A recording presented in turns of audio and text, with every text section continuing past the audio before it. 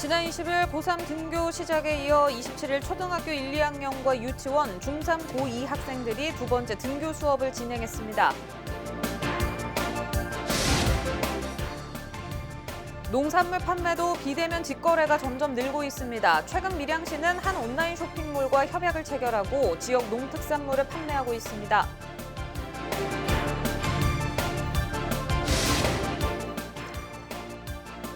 지난해 전국 처음으로 상댕이 해양생물 보호구역으로 지정된 고성군이 상댕이 서식지 보호와 해양생태계를 활용한 지역경제 활성화 준비에 나섰습니다.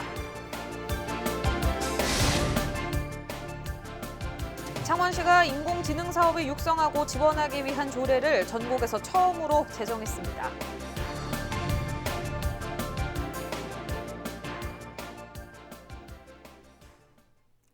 네, 시청자 여러분 안녕하십니까? 헬로티비 뉴스 경남입니다.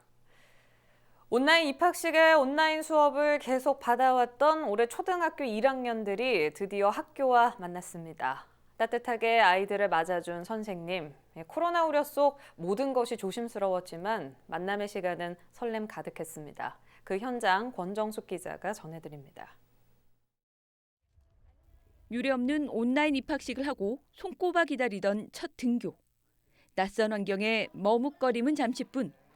거리 두기와 방역 수칙을 지켜 들어간 교실에서 온라인 수업을 통해 보던 선생님과 친구들을 만나자 설레입니다.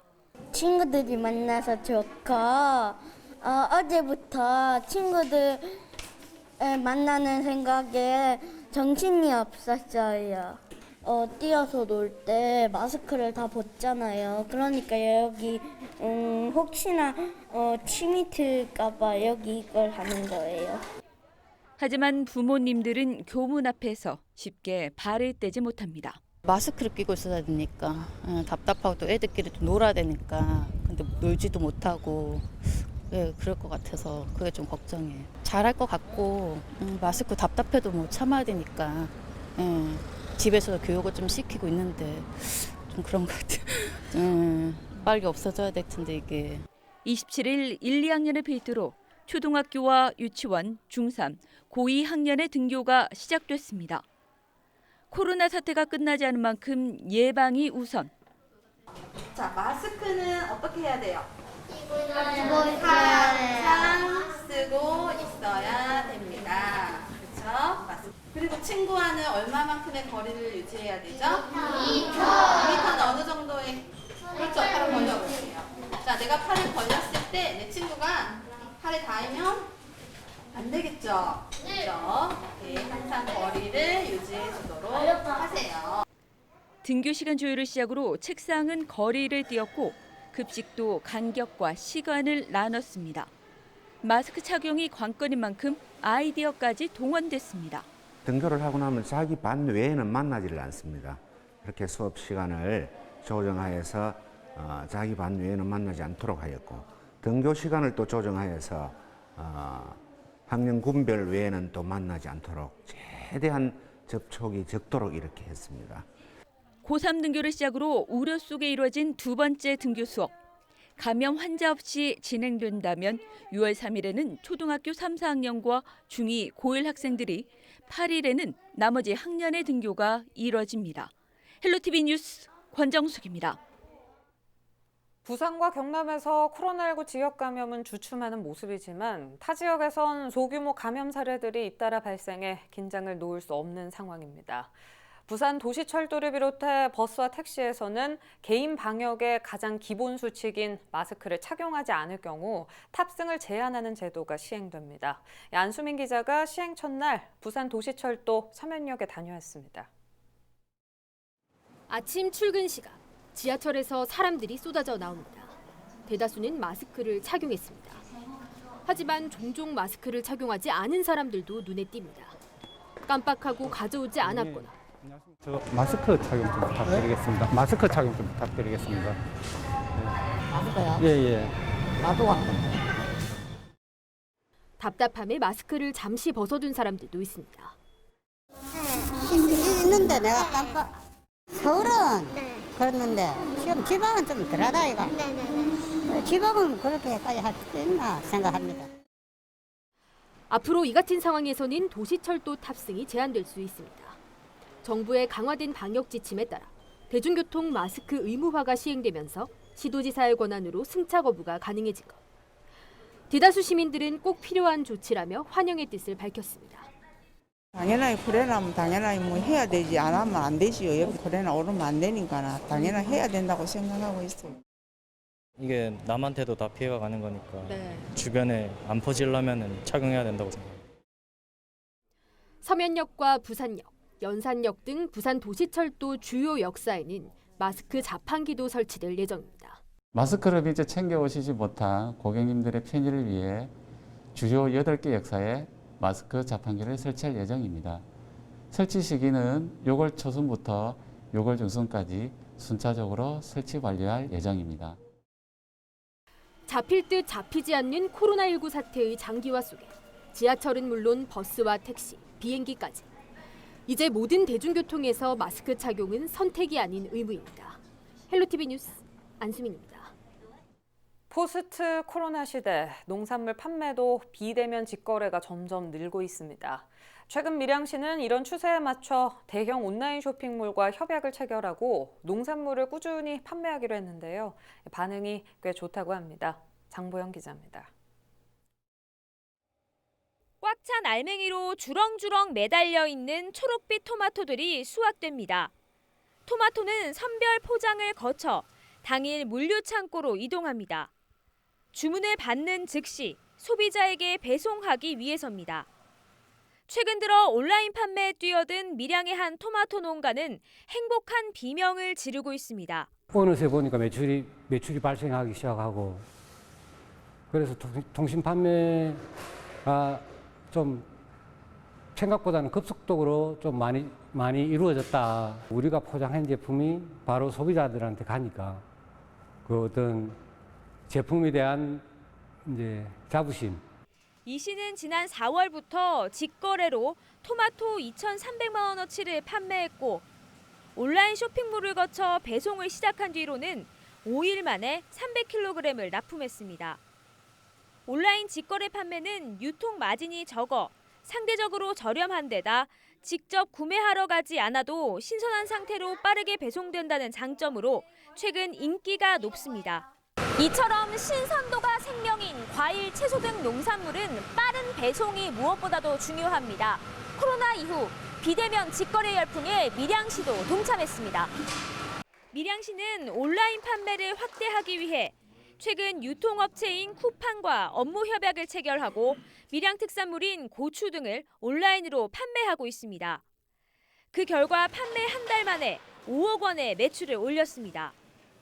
여기에 바로 조리가 가능한 신선품 꾸러미를 만드는 등 온 오프라인을 넘나드는 직거래를 통해 지역 농특산물의 판매를 확대하고 있습니다. 밀양시는 유통 전문 업체인 밀양물산을 직접 설립해 유통 판매의 범위를 더욱 넓힐 계획입니다. 생산과 유통, 가공까지 아울러 농산물의 6차 산업을 활성화할 수 있도록 전문 인력도 확보합니다.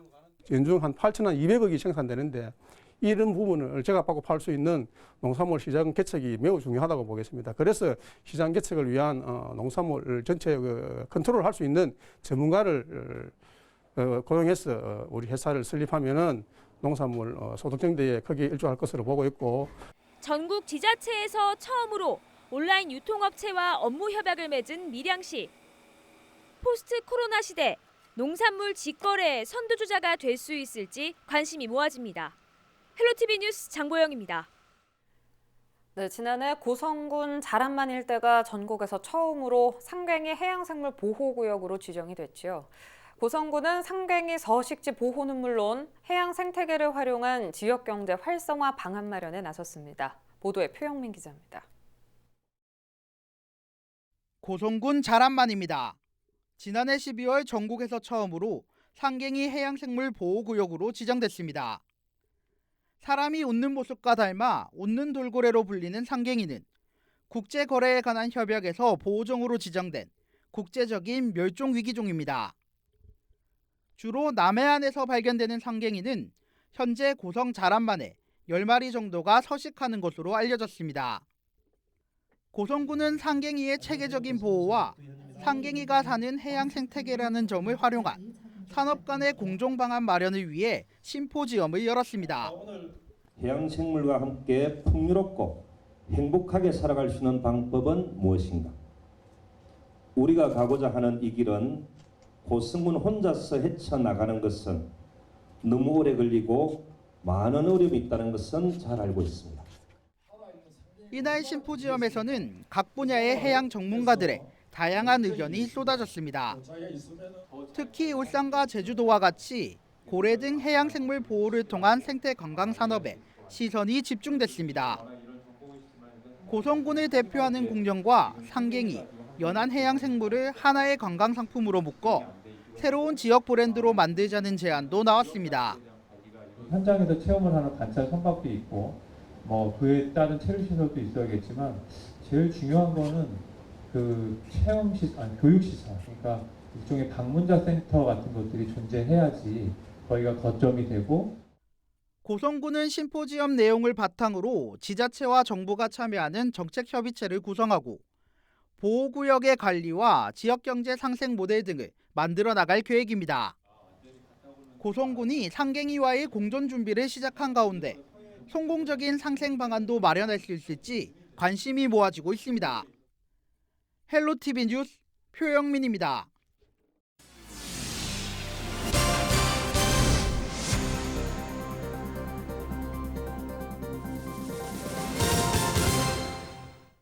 창원시가 인공지능 사업을 육성하고 지원하기 위한 조례를 전국에서 처음으로 제정했습니다. 창원시는 창원시 인공지능 산업 육성 및 지원에 관한 조례를 제정해 27일부터 시행한다고 밝혔습니다. 이 조례는 인공지능 산업 육성과 기술 공유, 종합계획 수립과 시 인공지능 추진협의회 구성 운영 등에 관한 사항을 담고 있습니다. 창원시는 이번 조례를 근거로 국내 인공지능 전문가, 혁신기관 대표 등이 위원으로 참여하는 창원시 인공지능 추진협의회를 구성할 계획입니다. 경남도와 창원시가 정부가 조성하는 에너지 혁신성장 펀드 1호에 참여합니다. 에너지 혁신성장 펀드는 원전산업 생태계 유지와 에너지 신산업 분야 기업 지원을 위해 한국수력원자력, 기업은행 등 기관이 총 305억 원을 출자해 조성된 펀드입니다. 이 펀드에 5억 원씩 총 10억 원을 출자한 경남도와 창원시는 20억 원 이상이 의무적으로 도내 기업에 투자되도록 펀드 운영사와 협의하는 등 도내 원전 관련 기업과 에너지 신산업 분야에 진출하는 기업을 지원할 예정입니다. 도는 경남도와 창원시가 추진하는 국산 가스터빈과 풍력터빈, 수소 등 에너지 신산업과 스마트 산업, 정보통신 기술 융합 등 4차 산업 육성에도 이 펀드가 적극 활용될 것으로 기대했습니다. 경남형 긴급재난지원금이 소비로 이어지면서 지역 상권에 도움이 된 것으로 나타났습니다. 경남도는 지난달 23일부터 한 달 동안 경남형 긴급재난지원금을 57만 가구가 수령해 지급률은 89%라며 이 중 74%인 1,302억 원이 소비됐다고 설명했습니다. 소비는 동네 마트나 편의점 등 유통업 사용이 41.7%로 가장 많았고 한식과 중식 등 일반 휴게 음식점과 정육점, 첨가물, 농수산물 구입이 뒤를 이었습니다. 도는 경남형 긴급재난지원금 신청 기간을 다음 달 5일까지 2주 연장한 만큼 도민들의 수령을 당부했습니다. 경남지방경찰청이 발달장애인 권리 보장을 위해 발달장애인 전담 경찰관을 크게 늘립니다. 경찰은 기존 경찰서별로 한두 명 지정해 운영되던 발달장애인 전담 경찰관을 모든 수사부서로 확대해 총 203명을 임명한다고 밝혔습니다. 이들에게는 의사소통과 수사 방법 등 전문 교육을 진행하고 또 수사 시 전문 진술 조력인이 참석할 수 있도록 유관기관과 협업을 강화합니다. 거창구는 다음 달부터 사과 재배 농가를 대상으로 전수조사를 실시한다고 밝혔습니다. 이번 조사는 지금까지 진행해왔던 읍면단위 행정조사가 실제 재배 면적과 오차가 발생함에 따라 2009년 이후 11년 만에 모든 사과 농가를 대상으로 하는 조사입니다. 현지 조사는 조사원이 사과 농가를 직접 방문해 재배 시설, 유통 현황 등을 설문 형식으로 진행하게 됩니다. 거창군은 이번 조사 결과를 정책 수립과 거창 사과 지도 제작에 활용할 예정입니다. 거창군은 주식회사 에이스 정밀과 거창 서핑파크를 조성하는 투자 유치 협약을 체결했습니다. 거창 서핑파크는 국내 내륙 지역에 조성되는 최초의 서핑파크로 다음 달 말쯤 위천면에서 문을 열 예정입니다. 거창군은 이번 서핑파크가 9,111제곱미터 규모로 건립될 계획이며 숙박시설, 글램핑장과 수영장, 직거래 장터 등을 함께 운영한다고 덧붙였습니다. 양산시가 코로나19 생활 방역 체계가 생활 속 거리 두기 단계로 변경됨에 따라 시민들을 위한 찾아가는 배달 강좌를 진행합니다. 이번에 실시되는 배달 강좌는 지역민 7명만 모여도 원하는 장소에 배우고 싶은 평생 교육 강사를 보내주는 사업입니다. 함께 시행되는 찾아가는 기업체 평생교육 사업 역시 중소기업 근무자를 대상으로 5명 이상이 모여 신청하면 똑같이 배달 강사를 보내줍니다. 배달 강좌 신청은 양산시 평생학습센터 홈페이지를 통해 다음 달 3일부터 할 수 있습니다. 김해시와 인자대가 평생교육과 독서 문화를 확산하기 위한 업무 협약을 체결했습니다. 두 기관은 27일 오전 업무 협약식을 열고 평생교육 프로그램 개발과 독서 인구 확대를 위한 방안을 함께 연구하기로 했습니다. 김해시는 앞으로 독서 진흥 사업과 평생교육 사업을 인제대와의 협력을 통해 발전시킬 수 있을 것으로 기대한다고 설명했습니다. 27일 오전 9시 33분쯤 고성군 동화마을 앞 해상펜션에서 화재가 발생했습니다. 불은 관리인의 신고를 받고 출동한 통영해경과 소방서에 의해 40여 분 만에 꺼졌습니다. 이 불로 27제곱미터 펜션 한 동이 모두 타 소방서 추산 1,100만 원의 재산 피해가 났으며 다행히 인명피해와 해양 오염은 없었습니다.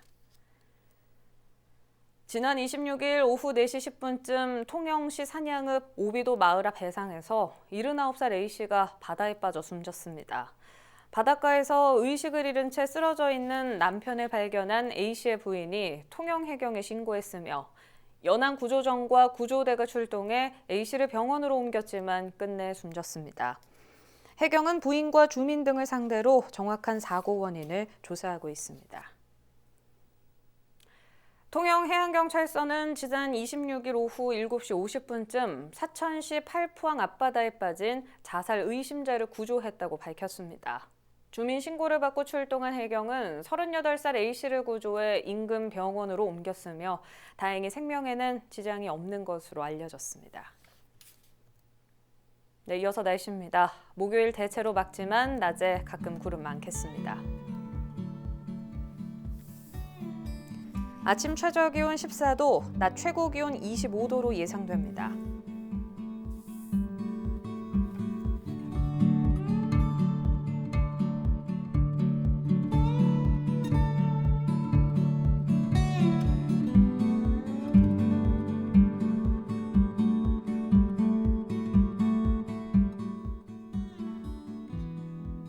주간 날씨입니다. 당분간 비 소식은 없겠고 내륙을 중심으로 낮 기온이 25도 이상 오르면서 조금 덥겠습니다.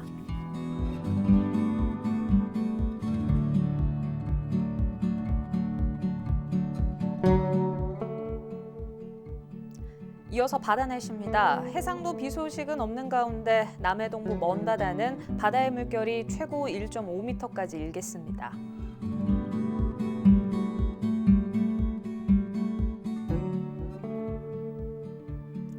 생활지수입니다. 약간의 불쾌감이 느껴질 수 있습니다. 식중독 발생 우려도 있으니 식품 취급 시 주의하셔야겠습니다.